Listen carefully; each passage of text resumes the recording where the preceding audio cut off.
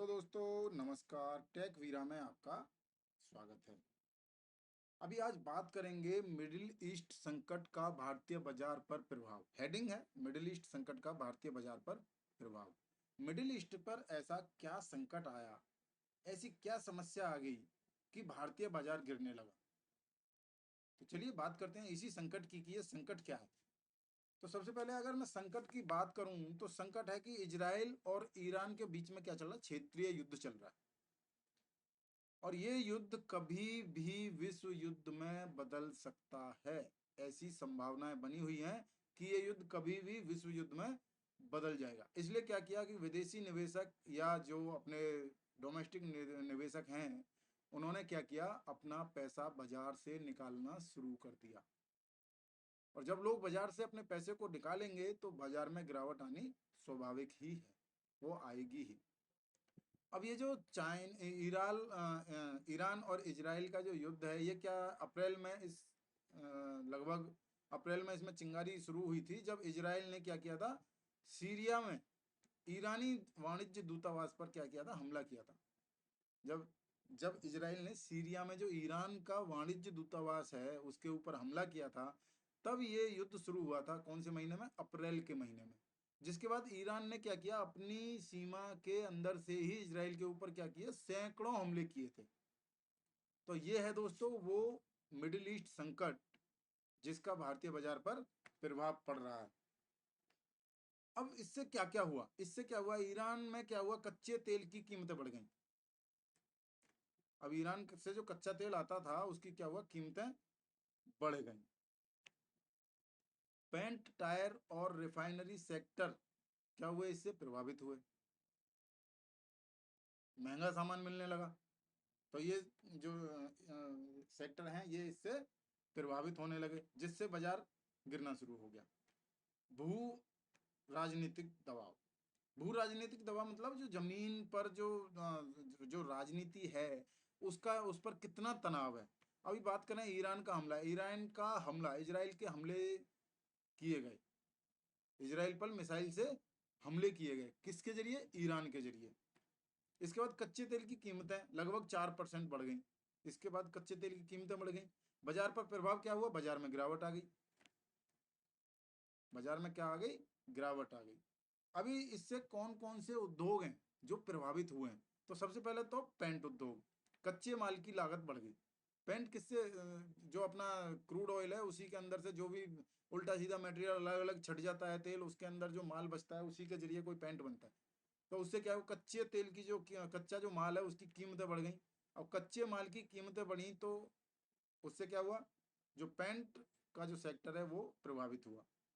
Tyre, tyre उत्पादन की लागत में क्या हो गई, कच्चे तेल की कीमतें बढ़ने से, वही चीजें हैं, कच्चे तेल की कीमतें बढ़ने से क्या हो गया, मतलब कच्चे तेल की कीमतें नहीं, कच्चा माल की कीमतें बढ़ने से क्या हो गया, टायर के उत्पादन में भी जो लागत लगती है उसमें वृद्धि हो गई। रिफाइनरी, जो रिफाइनरी सेक्टर है, जो रिफाइनरी मिलें हैं, उनमें क्या हुआ, लागत बढ़ गई क्योंकि कच्चा तेल महंगा हो गया। इससे क्या होगा, इससे बाजार प्रभावित होगा। तो वही हमारे बाजार के साथ हुआ है। अब पेंट उद्योग पर क्या प्रभाव पड़ा, बात करेंगे पेंट उद्योग।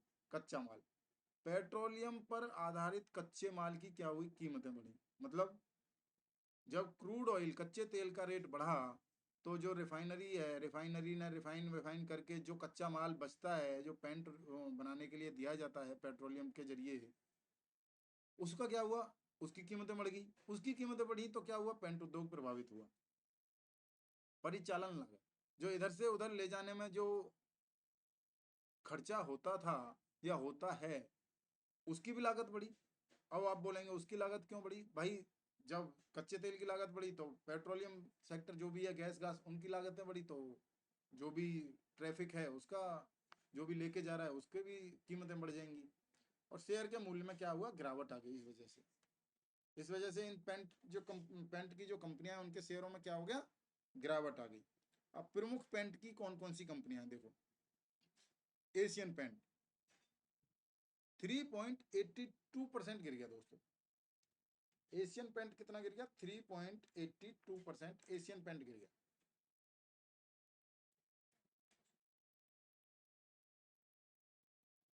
एशियन पेंट गिर गया 3.82%। अभी बर्जर पेंट की अगर मैं बात करूं तो बर्जर पेंट गिर गया 3.62%। और नेरोलैक कितना गिर गया 3.387%। तो देखो दोस्तों कच्चा तेल मतलब जो ये जो अपना क्राइसिस चल रहा है मिडिल ईस्ट का, इसकी वजह से क्या हुआ, पेंट कंपनियों में इतनी गिरावट आई है।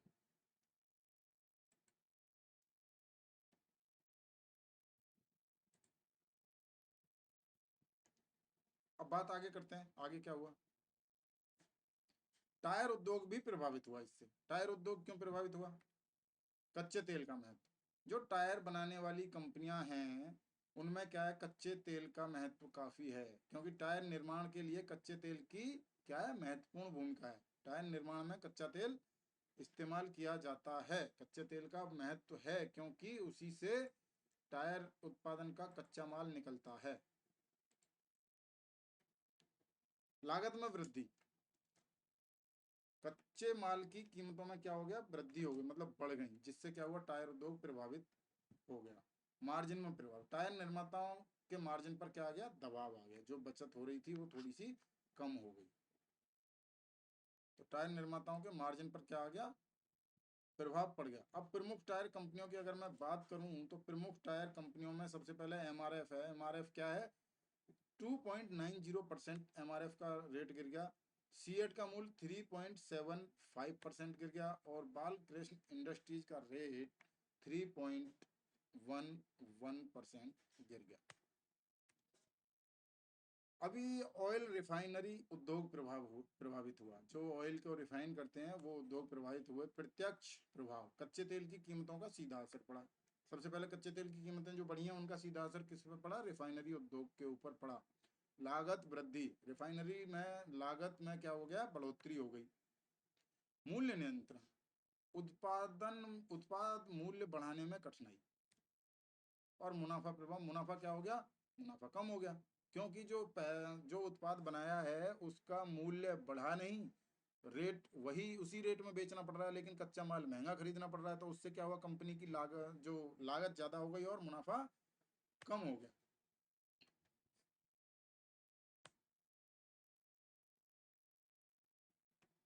अभी प्रमुख रिफाइनरी कंपनी की अगर मैं बात करूं तो बीपीसीएल का जो मूल्य है वो 5% गिर चुका है। एचपीसीएल के मूल्य में 6.87% की गिरावट आई है। और आईओसीएल के मूल्य में क्या है, 4% 52 की गिरावट आई है।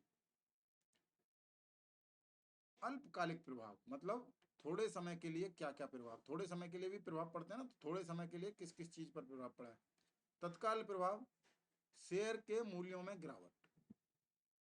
तुरंत जो प्रभाव पड़ा, सबसे पहले कौन सा प्रभाव पड़ा, शेयर के मूल्यों में गिरावट का प्रभाव पड़ा। दूसरा, मध्यम अवधि के प्रभाव। मध्यम अवधि के प्रभाव में क्या हुआ, कंपनी द्वारा लागत प्रबंधन रणनीतियां, मतलब कंपनी द्वारा जो लागत है उसका प्रबंधन करने में, रणनीतियां बनाने में थोड़ा टाइम लगेगा, उस पर क्या पड़ा, कम प्रभाव पड़ा, मध्यम प्रभाव पड़ा। शेयर के मूल्य पर क्या पड़ा, एकदम से प्रभाव पड़ गया। और लंबे समय के लिए, दीर्घकालिक दृष्टिकोण क्या है, लंबे समय के लिए क्या प्रभाव पड़ा, बाजार क्या है, स्थिरीकरण की संभावना।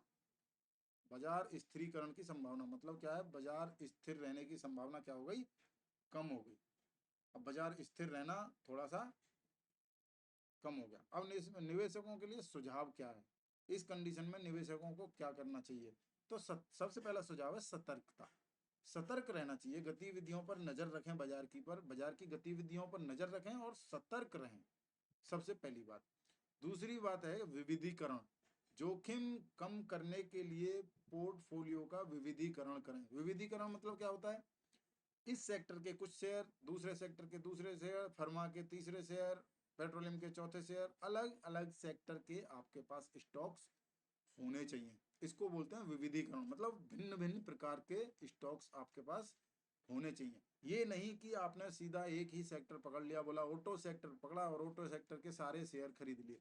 जिस दिन ऑटो सेक्टर डाउन जाएगा उस दिन सारे सेक्टर डाउन, सारे स्टॉक डाउन चले जाएंगे, तो आपका पोर्टफोलियो क्या हो जाएगा, माइनस नेगेटिव में चला जाएगा। तो आपको क्या करना है, भिन्न भिन्न प्रकार के सेक्टर्स के स्टॉक्स को आपको अपने पोर्टफोलियो में रखना है, लेकिन जो अच्छे स्टॉक्स हैं वही रखें। अभी तीसरी बात करेंगे, दीर्घकालिक दृष्टिकोण, मतलब लंबे समय के लिए क्या दृष्टिकोण है। अल्पकालिक जो जो छोटे समय के लिए जो उतार चढ़ाव हैं बाजार के अंदर, इनसे घबराने की जरूरत नहीं है। ये उतार चढ़ाव हमेशा आते जाते रहते हैं। छोटे समय के लिए उतार चढ़ाव आएंगे और दीर्घकालिक लंबे समय के लिए आपको हमेशा पॉजिटिव ही रहना है। जहां आपको मौका मिले, नीचे लेवल पर जहां भी मौका मिले वहां खरीदारी करें और लंबे समय के लिए उसको होल्ड करें। तो लंबे समय के लिए आपको सही प्रॉफिट, सही। अब भविष्य की संभावनाएं क्या है? तो भविष्य की संभावना ये है, तेल की कीमतें भू राजनीतिक स्थिति के अनुसार उतार चढ़ाव संभव है। मतलब जो जमीन पर जो राजनीतिक स्थितियां चल रही हैं, इनके हिसाब से तेल में जो कीमतें हैं ऊपर नीचे होती रहती हैं, होती रही हैं, होती रहेंगी। तो इनसे घबराने की कोई जरूरत नहीं है। कंपनियों की प्रतिक्रिया, लागत प्रबंधन और मूल्य समायोजन की रणनीतियां कंपनियां बनाएंगी, अपनी प्रतिक्रिया देंगी। उनसे भविष्य में जो भी बाजार है वो संतुलन में आ जाएगा।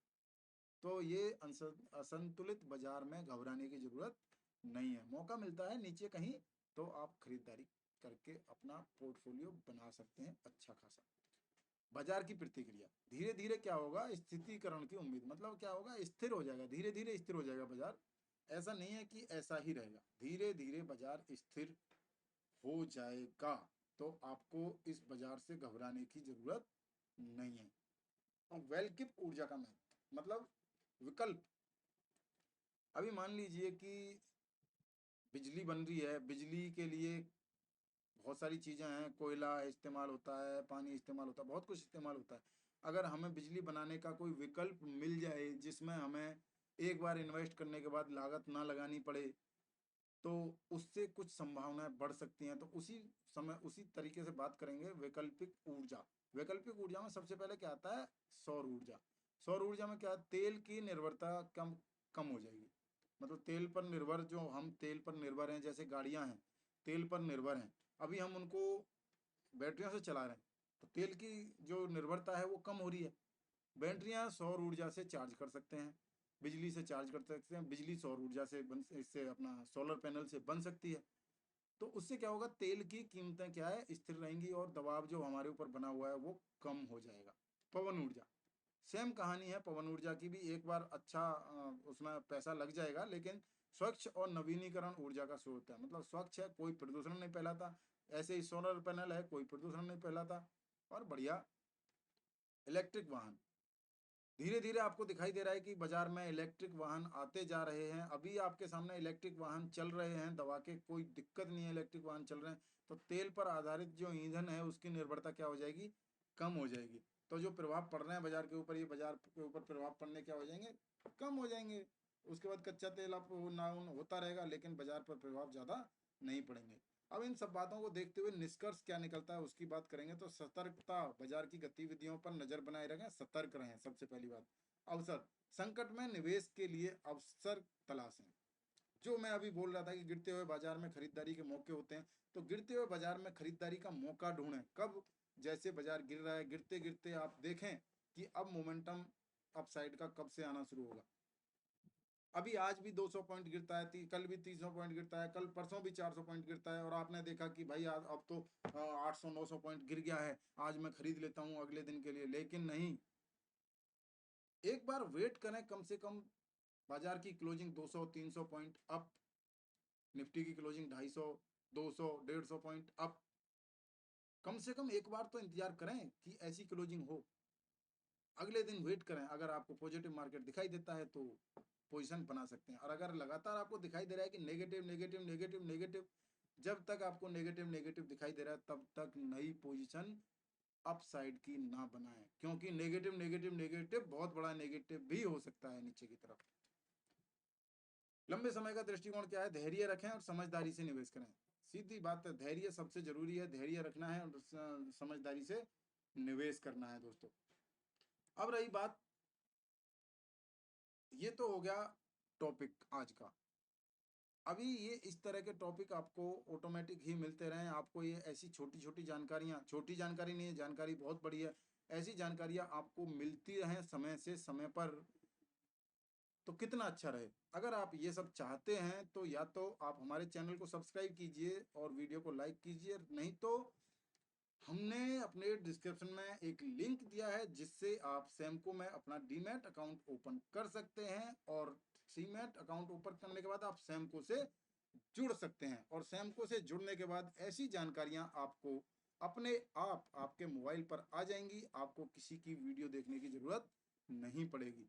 सैमको आपको और भी बहुत सारी सुविधाएं देता है, जैसे कि ऑप्शन बीआरओ, एक ऐसा तरीका जिसमें आप ऑप्शन को मैनेज करके सैमको आपको देता है, आपको ऑप्शन को मैनेज करके देगा कि आपका लॉस और प्रॉफिट आइडेंटिफाई करके पहले ही आपको दे देगा, जिससे आपको पता होगा कि आपका लॉस कितना होगा, आपका प्रॉफिट कितना होगा, आपको ये पोजीशन बनाने से कितने परसेंट का प्रॉफिट हो सकता है और कितने परसेंट लॉस की संभावना है। दूसरा, सैमको आपको देता है रिकमेंडेशन, वो भी फ्री। आप अपने ऐप को लॉगिन कीजिए और देखिए आपको फ्री में रिकमेंडेशन मिलेंगी, जो कि कम से कम 3 से 4 रिकमेंडेशन पर डे मिलती हैं। मैंने कम से कम 3 से 4 बताया है, जबकि इससे ज़्यादा रिकमेंडेशन मिलती हैं, जो कि स्टॉक में भी मिलती हैं और ऑप्शन में भी मिलती हैं। तो आप भी हमारे डिस्क्रिप्शन में दिए हुए लिंक से सैमको में अकाउंट ओपन कर सकते हैं और हमारे साथ जुड़कर आप भी अपना एक सफल कैरियर शेयर मार्केट के अंदर बना सकते हैं। चलिए, आज की वीडियो में इतना ही। धन्यवाद।